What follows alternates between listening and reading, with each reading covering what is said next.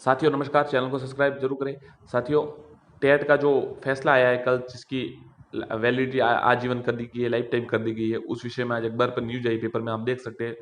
और ये काफ़ी शेयर की जा रही है, आप देख सकते हैं किस किस विषय में है। केंद्र का फैसला, टीईटी प्रमाण पत्र अब 7 साल के बजाय उम्र भर के लिए मान्य।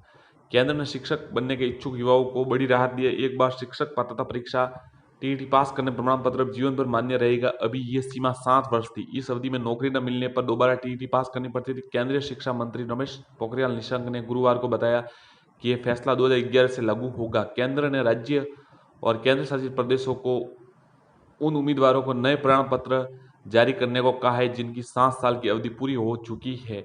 एनसीटी ने पिछले साल अक्टूबर में सीटीटी की वैधता बढ़ाकर आजीवन करने की अनुशंसा की है।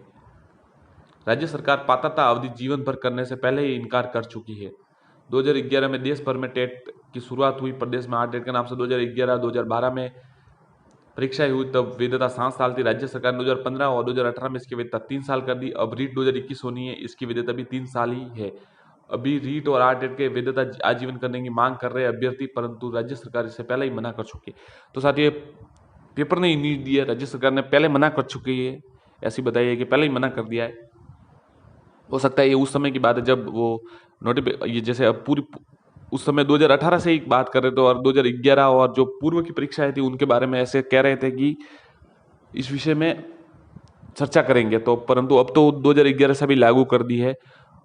तो इस मामले में क्या होता है, राज्य सरकार बाध्य है या नहीं, ये तो आगे जाके पता चलेगा। और अगर लागू नहीं करे तो किस प्रकार प्रभाव पड़ेगा। इसके साथ ही साथियों एक और वायरल हो रही है पोस्ट, आप देख सकते हैं, ये बार बार वायरल की जा रही है। संघ सरकार ने टेट की वैधता आजीवन कर दी है। अब ये प्रश्न उठता है कि राजस्थान के में फिर क्या होगा। तो मेरे मतानुसार, ये मेरे मतानुसार नहीं है, जिन्होंने शेयर किए उनके मतानुसार है। आप देख सकते हो उन्होंने क्या लिखा है। केंद्र सरकार के फैसला, वर्तमान राजस्थान में चल रही भर्ती राज्य सरकार लागू नहीं करेगी। तो दोस्तों डरने की आवश्यकता नहीं, उन्होंने लिखा ये। सेकेंड, टेट के बाद एक और पेपर राजस्थान में जिसका कोई मामला नहीं बनेगा। पिछले वर्ष रीट अधिकार मंच ने यही केस लड़ा था, जिसका सुप्रीम कोर्ट ने भी राज्य सरकार की पॉलिसी को सही ठहराया, मतलब रीट के आधार पर चयन कर सकती है। राजस्थान सरकार जब भी आगामी भर्ती के लिए इस फैसले को लागू करेगी, उसके बाद तृतीय श्रेणी भर्ती के लिए रीट के अलावा एक और परीक्षा भी हुई, जैसे 2011-2012 में। तो सभी दोस्तों को डरने की आवश्यकता नहीं है। इस नियम के लिए अभी तो एनसीटी की गाइडलाइन जारी करेगी, उसके बाद नियम को प्रभावी रूप में आएगा। ऐसे नियम राज्य सरकार के अन्य वारी मैंडेटरी नहीं है। इसके लिए इसमें कहीं भी मैंडेटरी शब्द का प्रयोग नहीं किया गया है, केवल नेसेसरी शब्द का प्रयोग किया गया। इसलिए राज्य सरकार अपनी पॉलिसी पर कार्य करेगी। पहले भी सीटेट 7 वर्ष, रीट 3 वर्ष और एस्टेट 5 और अब 7 साल हो चुकी। तो साथ ही इन्होंने ये बताया कि डरने की आवश्यकता नहीं है। पता नहीं क्यों ये कह रहे हैं कि डरने की आवश्यकता नहीं है। हो सकता है ये कह रहे हैं मतलब कि ज़्यादा अभ्यर्थी आएगी, इसलिए अभ्यर्थियों को सबको कह रहे हैं कि डरने की आवश्यकता नहीं है, ये नियम लागू नहीं होंगे। ये साथियों इनका निजी मत है और पेपर में भी न्यूज आई है। परंतु अगर हम सही तरीके से देखें तो इसमें कई ऐसे इन्होंने बताया कि मैंडेटरी नहीं लिखा है, परंतु आप अगर उसका अवलोकन करें बराबर सही ढंग से, तो उसमें ये जरूर लिखा है, इसमें मैंडेटरी शब्द का प्रयोग की बात ही नहीं है। इसमें आप ये देखिए, ये जो मैं आपको बता रहा हूँ,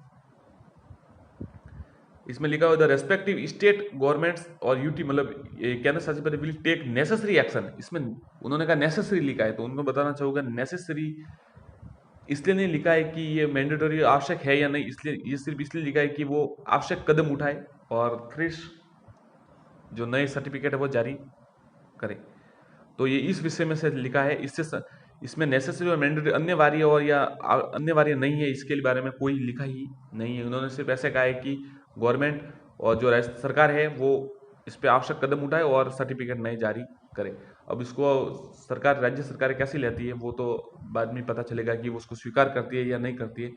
ज़्यादातर सरकार इसको स्वीकार कर लेगी, क्योंकि केंद्र पर जिनकी सरकार होती है वो सरकारें, पर अगर यहाँ पर कैसे होती है ज़्यादातर, क्योंकि वहाँ से जो नियम बनते हैं वो यहाँ पर भी लागू होते हैं। परंतु सरकार इससे पहले भी बात तो सही है कि 3 वर्ष और 7 वर्ष का जो नियम था कि पहले, परंतु इस विषय में आप ये भी मान सकते हैं कि जिन नियमों को जब चैलेंज नहीं किया जाता तब तक वो ऐसे ही चलते रहते हैं। जैसे इसकी वैधता जहाँ जहाँ पर जिन जिन राज्यों में कम की गई थी, अगर वहाँ किसी ने चैलेंज किया होता तो जरूर इसमें कुछ नियम संशोधन होते या फिर स्वीकार कर लिया जाता है, दोनों में से एक जरूर होता। परंतु जब तक नियमों को चुनौती नहीं दी जाती तब तक वो ऐसे ही रह जाते हैं। जैसे अगर 3 वर्ष का बता दिया तो 3 वर्ष, इसमें उन्होंने कोई किसी ने इसको चैलेंज किया ही नहीं तो इसमें निर्णय आया ही नहीं और 3 वर्ष की वैलिडिटी कर दी। परंतु अब जब अभ्यर्थी को पता चल गया कि इसे लाइफ टाइम कर दे तो इससे चैलेंज जरूर करें।